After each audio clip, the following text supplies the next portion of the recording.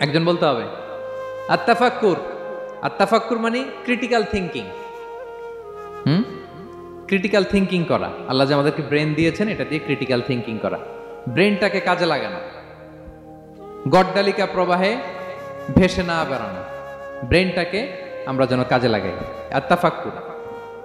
ইব্রাহিম আলাইহিস সালাম এই আত্তাফাক্কুর বা ক্রিটিক্যাল থিঙ্কিং এর ক্ষেত্রে আমাদের জন্য অনুপম আদর্শ ছিল। কোন নবীর নাম বললাম? সবাই বলেন তো নবীর নাম কি? উনি যেই সময়টাতে পৃথিবীতে এসেছিলেন তখন কেউ করত তারার পূজা, কেউ করত চাঁদের পূজা, কেউ করত সূর্যের পূজা। আমরা হইলে কি করতাম? কোনো এক দলে ঢুকে যেতাম। কি বলেন? এক দল করে তারার পূজা, আরেক দল সূর্যের, আরেক দল চাঁদের। আমরা হইলে কি করতাম? এক দলে ঢুকে যেতাম। উনি ঢুকেন নাই। উনি এই তারকা পূজারী, সূর্য পূজারীদের চিন্তার দেয়ালে আঘাত করেছেন। সুবহানাল্লাহ। ফালাম্মা জান্না আলাইহিল লাইলু রাআ কাওকাবা। উনি কিভাবে সত্যের সন্ধান পেলেন দেখেন। উনি রাত্রিবেলা যখন দেখেন যে লোকজন তারার পূজা করে, উনি ভাবলেন হাযা রাব্বি, তারাই কি আমার রব? পরে দেখে না, দিনের বেলায় তারারে আর খুঁজে পাওয়া যায় না। এখন মনে মনে ভাবে হায় রে, আমার রব যদি আবার মাঝে মধ্যে না থাকে তো আমি যাব কই? এক সময় উনি আসে, আরেক সময় নাই। এরকম খোদা দিয়ে আমাদের কোনো লাভ আছে?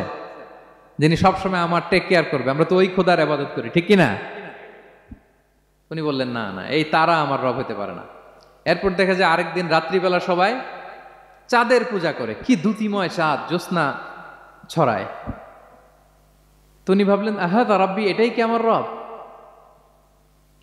পরে দিনের বেলা যখন দেখে না, চাঁদ তো আর দেখা যায় না, চাঁদ তো আর নাই, ভ্যানিশ, ডিসঅ্যাপিয়ার। পরে বলে না, চাঁদ আমার রব হতে পারে না।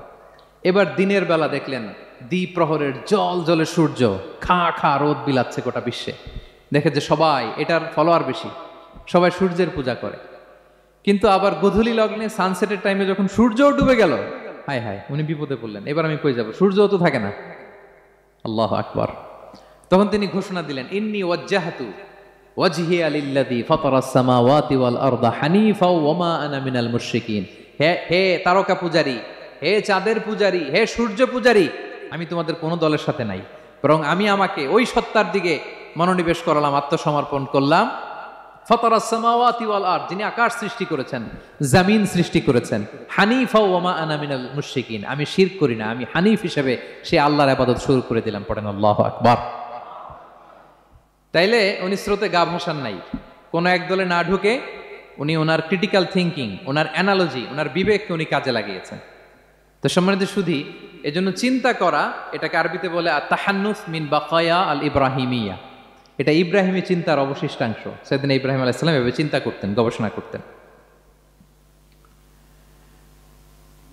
সূরাতুন নাহলে আল্লাহ তাআলা মৌমাছি কিভাবে মধু সংগ্রহ করে এই ইনফরমেশনটা যখন আমাদের সামনে পেশ করলেন, এই আয়াতের শেষেও তিনি একই কথা বললেন, ইন্না ফি যালিকা লাআয়াতান লিকাওমি ইয়াতাফাক্কারুন। নিশ্চয় এর মধ্যে যারা চিন্তাশীল তাদের জন্য নিদর্শন আছে।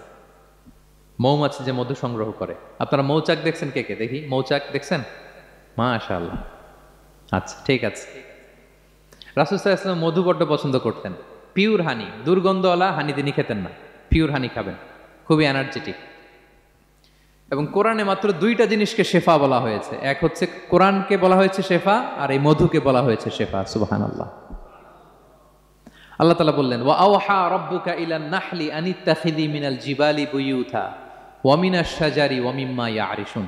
আল্লাহ তাআলা মৌমাছিকে শিখাই দিলেন কিভাবে মৌচাক বাঁধতে হবে। এবং আল্লাহ বললেন, ইত্তাখিযি মিনাল জিবালি বুয়ুতা, তোমরা পাহাড়ে মৌচাক বাঁধো, ওয়া মিনাশ শাজার, গাছের মগ ডালে বাঁধো, অথবা উঁচু মাচার উপরে বাঁধো, যাতে গ্রামের ছোট্ট ছেলেরা ঢিল মারতে না পারে।